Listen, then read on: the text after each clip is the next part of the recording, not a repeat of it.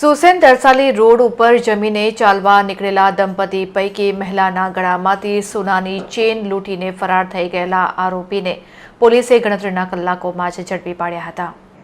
વડોદરાના સુસેન તરસાલી રોડ ઉપર આવેલા મોતીનગર 2માં રહેતા ઇન્દિરાબેન રામચંદ્ર પટેલ 13 નવેમ્બરના રોજ રાત્રિના તેમના પતિ સાથે જમીને ઘરેથી ચાલવા નીકળ્યા હતા.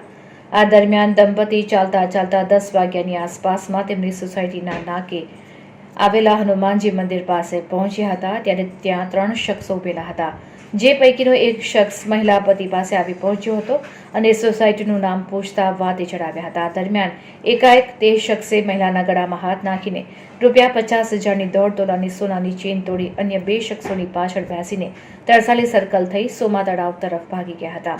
જેથી દંપતીએ ચોર ચોરની બૂમો પાડતા લોકો ભેગા થઈ ગયા હતા, પરંતુ અછોડા તોડ ત્રિપુટી ફરાર થઈ ગઈ હતી. જેથી મહિલાએ મકરપુરા પોલીસ સ્ટેશનમાં ફરિયાદ નોંધાવતા પોલીસે સીસીટીવી ફૂટેજ તથા સર્વેલન્સના આધારે ગણતરીના કલાકોમાં જ કાયદાના સંઘર્ષમાં આવેલા સગીર સહિત રીઢા આરોપી દિલદારસિંહ તોફાનસિંહ બાવરી તથા બલમતસિંહ ઉર્ફે બચુસિંહ ટાંગ આ બંનેને ઝડપી પાડવામાં આવ્યા હતા. તેમની પાસેથી પોલીસે સોનાની ચેન ₹50,000 તથા બાઇક ₹60,000 મળી ₹1,10,000નો મુદ્દામાલ કબજે કર્યો છે.